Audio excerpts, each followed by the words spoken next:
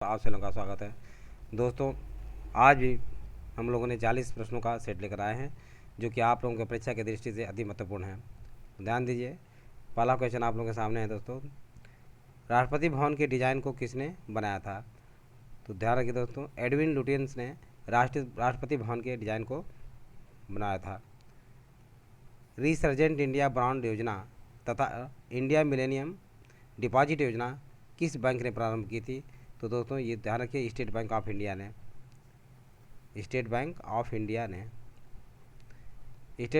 ने resurgent India brand योजना तथा इंडिया मिलेनियम डिपॉजिट योजना का प्रारंभ किए थे। स्टेट बैंक ऑफ इंडिया ने रिसर्जेंट इंडिया ब्रांड योजना तथा इंडिया मिलेनियम योजना को प्रारंभ किया था। क्वेश्चन नंबर 3 है, वायुमंडलीय वायु में नाइट्रोजन लगभग कितने प्रतिशत होती है? तो दोस्तों ये 78 से 79% वायुमंडल में पाई जाती है। मोहिनी अट्टम नृत्य किस राज्य का परंपरागत नृत्य है?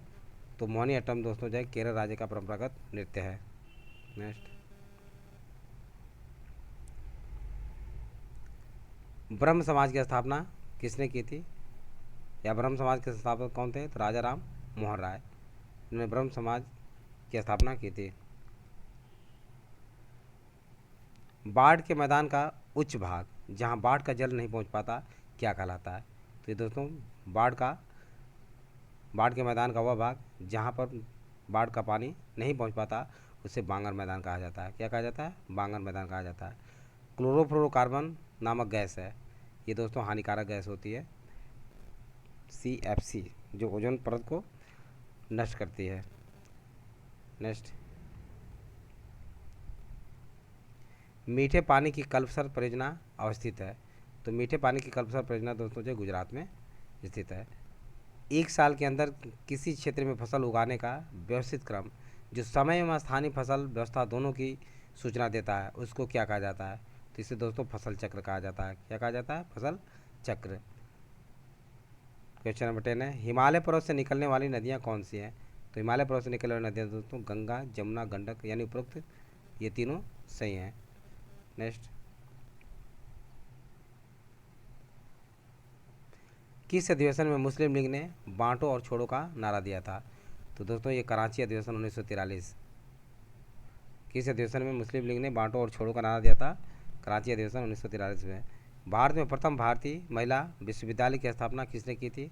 तो DK कर्वे ने भारत में प्रथम महिला विश्वविद्यालय की स्थापना DK कर्वे ने की थी। कहाँ पे की थी? मुंबई में।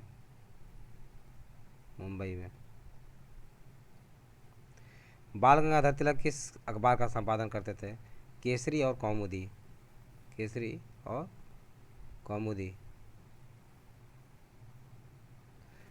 बाल गंगाधर तिलक किस अखबार का संपादन करते थे? केसरी और कौमुदी का संपादन करते थे। नेक्स्ट,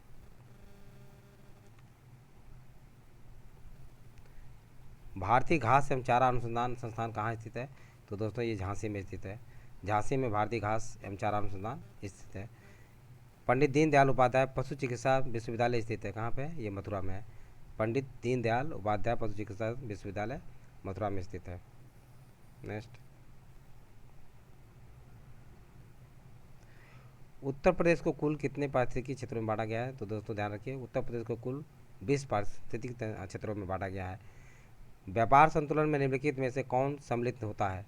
तो व्यापार संतुलन में दोस्तों सेवाएं, माल, भुगतान का हस्तांतरण, उक्त तीनों ही सम्मिलित होती हैं। भारत में संविधान का कौन सा संशोधन मंत्रियों की संख्या को संशोधित करता है? तो 87वां संशोधन जो है मंत्रियों की संख्या को संशोधित करता है। निम्न में से किस राज्य को 3 अंतर्राष्ट्रीय सीमा स्पर्श करते हैं? तो ये सिक्किम राज्य है दोस्तों, जिसे 3 अंतर्राष्ट्रीय सीमा स्पर्श करते हैं। और त्रिपुरा ऐसा राज्य है जिसे बांग्लादेश जो है 3 तरफ से घेर रखा है, यानी त्रिपुरा के तीनों तरफ से बांग्लादेश का सीमा जो है निर्धारण होता है। सबसे पहला ट्रांसजेनिक पौधा कौन था? सबसे पहला ट्रांसजेनिक पौधा जो है तंबाकू था। नेक्स्ट, कुरान का मंदिर किस देवता से संबंधित है? तो दोस्तों कुरान का मंदिर सूर्य देवता से संबंधित है जो उड़ीसा में है। दक्कन के पठार में नदियों का प्रवाह होता है? दक्कन के पठार में नदियों का प्रभाव नहीं है दोस्तों, प्रवाह है, ये प्रवाह होता है कहाँ? पश्चिम से पूरब की तरफ। दक्कन के पठार में नदियों का प्रवाह इधर होता है, पश्चिम से पूर्व की तरफ होता है। शरीर में जोड़ों में गठिया रोग निम्नलिखित में से किसके कारण होता है? तो यूरिक अम्ल के कारण जो है शरीर में गठिया रोग हो जाता है। निम्न में कौन विटामिन ए का स्रोत है? गाजर जो है विटामिन ए का स्रोत है। Next, my life my country नामक पुस्तक के लेखक कौन है?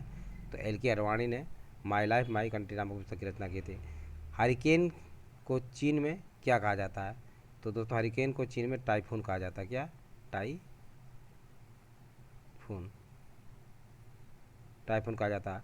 भारत चीन के मध्य तनाव का क्षेत्र डोकलाम पठार किसके अधिकार क्षेत्र में है? तो ये दोस्तों भूटान के अधिकार क्षेत्र में है।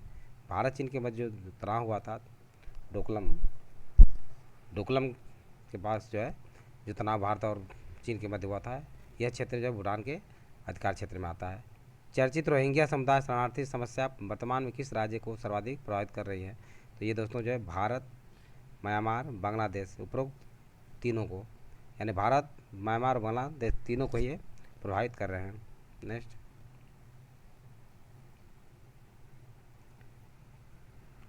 सरकारी आय का वार्षिक बजट किसकी ओर से प्रस्तुत किया जाता है?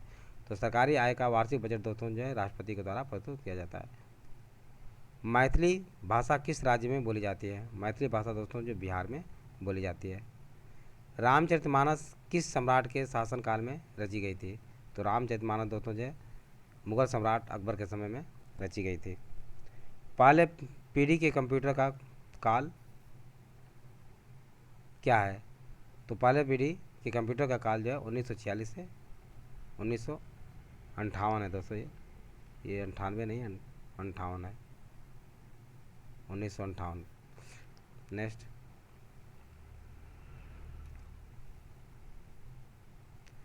उत्तर प्रदेश में पूरा पाषाण काल के प्रमाण किस जनपद से मिले हैं? तो उत्तर प्रदेश में पूरा पाषाण काल के प्रमाण जो है मिर्ज़ापुर, सोनभद्र, प्रतापगढ़, इन तीनों ही जगहों से प्राप्त हुए हैं। सरदार वल्लभ भाई पटेल कृषि विश्वविद्यालय कहाँ स्थित है? तो दोस्तों सरदार वल्लभ भाई पटेल कृषि विश्वविद्यालय मेरठ में अवस्थित है। ओबरा जल विद्युत केंद्र कहाँ स्थित है? तो ओबरा जल विद्युत केंद्र जो है सोनभद्र में स्थित है। कत्था, ये कत्था है दोस्तों, कत्था किस वृक्ष से निकाला जाता है? तो खैर वृक्ष से कत्था निकाला जाता है। मानव शरीर में सबसे मजबूत मांसपेशियाँ कहाँ होती हैं? तो मानव शरीर में सबसे मजबूत मांसपेशियाँ जबड़े में पाई जाती है। नेक्स्ट,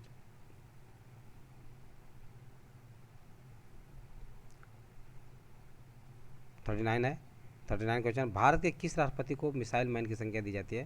तो डॉक्टर APJ अब्दुल कलाम को मिसाइल मैन की संज्ञा दी जाती है। APJ अब्दुल कलाम ही ऐसे व्यक्ति हैं जिन्होंने अग्नि, पृथ्वी मिसाइलों का आविष्कार किया। ओजोन परत नष्ट होने से बचने के उपाय, ओजोन परत नष्ट होने से बचने के उपाय किस कन्वेंशन में किए गए? तो वियना कन्वेंशन और कनाडा कन्वेंशन, दोनों में ही ओजोन परत नष्ट होने से बचने के उपाय किए गए थे। तो दोस्तों आप लोग समझ में आ गया होगा। यदि वीडियो अच्छा लगा हो तो आप लोग इसे सब्सक्राइब और लाइक अवश्य करें तथा अपने सगे समझे दोस्तों को शेयर करना ना भूलें। थैंक यू दोस्त, नेक्स्ट वीडियो मिलेंगे।